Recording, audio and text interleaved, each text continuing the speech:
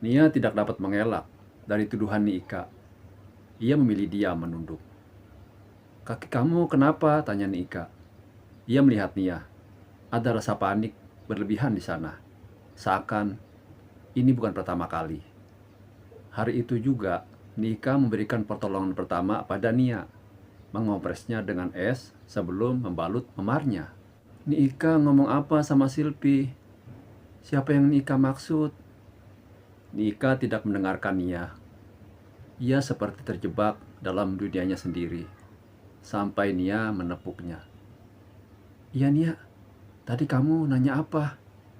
Nia yang melihat itu hanya tersenyum sebelum menjawab, "Tidak ada apa nih, Nia nggak tanya apa-apa kok." Saat itu, Nia semakin yakin ada yang disembunyikan di tempat ini. "Iya, tanya Silpi. Nia hanya bisa melihat Silpi dari tempat tidur.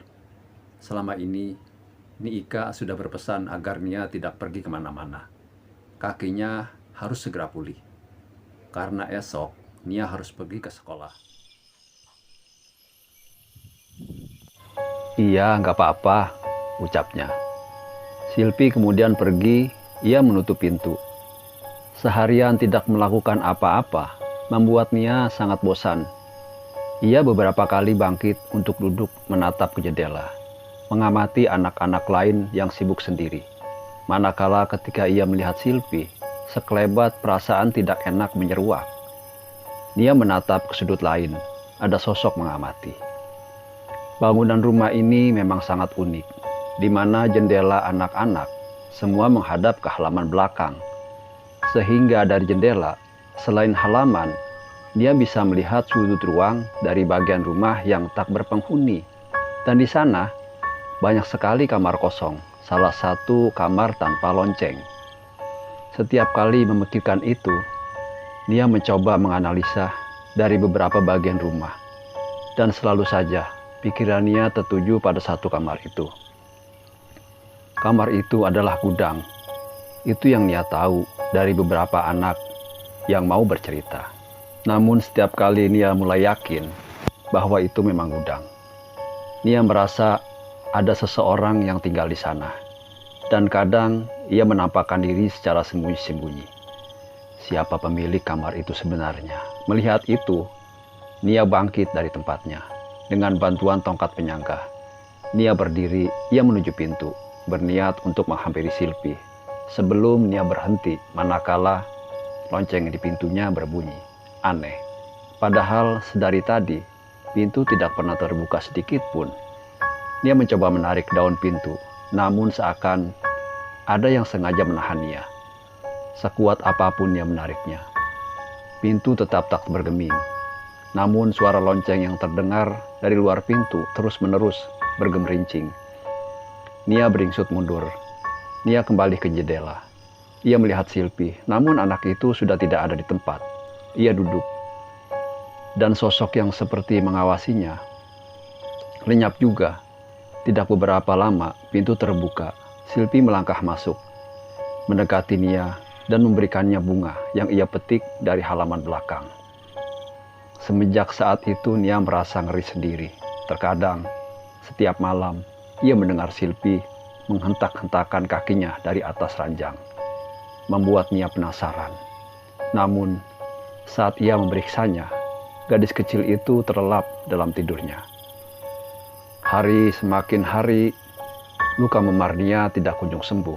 Bahkan, warna ungu yang seharusnya pudar menghitam, membuat Nia harus lebih bersabar. Ia berjalan tertatih menuju sekolah untuk pertama kalinya sejak ia tinggal di tempat ini. Tidak ada yang menarik di hari pertama Nia ke sekolah. Malah, Nia merasa beberapa anak yang melihatnya seakan tidak tertarik, terutama ketika tahu di mana Nia tinggal. Namun, ada satu anak perempuan yang sedari tadi suka sekali mencuri pandang pada Nia, terutama satu kakinya yang diperban. "Halo," katanya menyapa. Ia tampak ragu, namun tetap mencoba mengajaknya berbicara.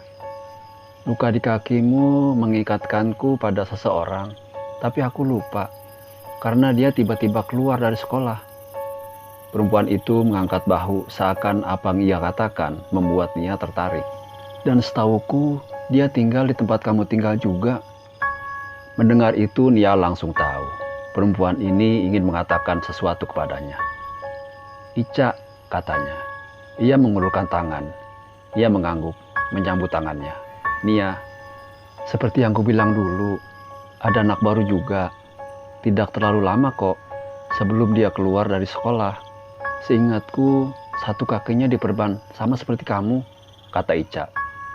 Waktu dengar kamu tinggal di mana, aku langsung tahu. Kok bisa kalian mengalami situasi yang sama?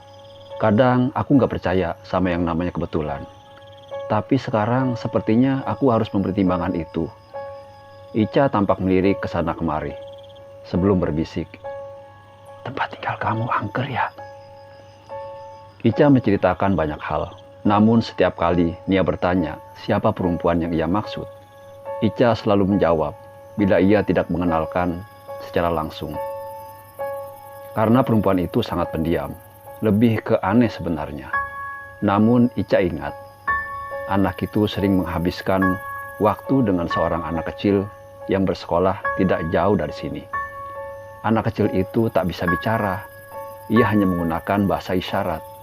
Namun, setiap kali Ica mengamati mereka, anak itu selalu memandang sinis ke arahnya. Anak kecil, ulang Nia. Tidak bisa bicara. Iya, entahlah. Dia mungkin bisa bicara, tapi kayaknya nggak lancar gitu sih. Ica mencoba mengingat-ingat. Aku pernah lihat dia memberi isyarat. Kalau aku dari tadi mengawasi mereka. Dan anak perempuan itu langsung melotot melihatku. Tunggu, saut Nia. Kamu bisa bahasa isyarat? Iya bisa, kata ucap Ika. Nia mencoba mengingat kembali gerakan tangan Silpi. Memperagakannya di depan Ica. Meski tidak sama persis, Ica mencoba menyebut kalimat-kalimat itu. Semacam, si, ucap Ica. Sia, Ica terus menebak. Siapa? Kayaknya bukan ya, saut Ica. Sampai si anak. Si anak. Nia mengulangi kalimat itu. Ia tahu persis bahwa kalimat itu tidak asing lagi. Namun, makna yang terkandung di dalamnya. Apa-apa itu si anak? Siapa anak yang dimaksud? Tunggu, kata Ica. Saat kamu memperagakan gerakan tangan itu, ada jari tunjuk yang ditekuk nggak? Nia mencoba mengingat lagi. Entahlah, aku lupa, jawab Nia. Bila ada, maka kalimatnya tidak dipisah, saut Ica. Apa maksudnya itu si anak? Si anak, tanya Nia. Itu kayak semacam kalimat baru bukan? Tanya Ica. Sebuah nama mungkin atau nama dari sesuatu. Nia terdiam lama. Ia mencoba mencerna kalimat Ica. Si anak. Silpi dan si anak.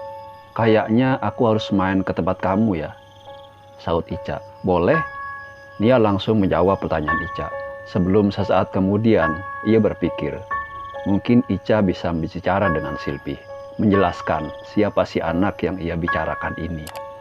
Boleh, datang saja. Lepas maghrib nanti ya. Bersambung, Assalamualaikum warahmatullahi wabarakatuh.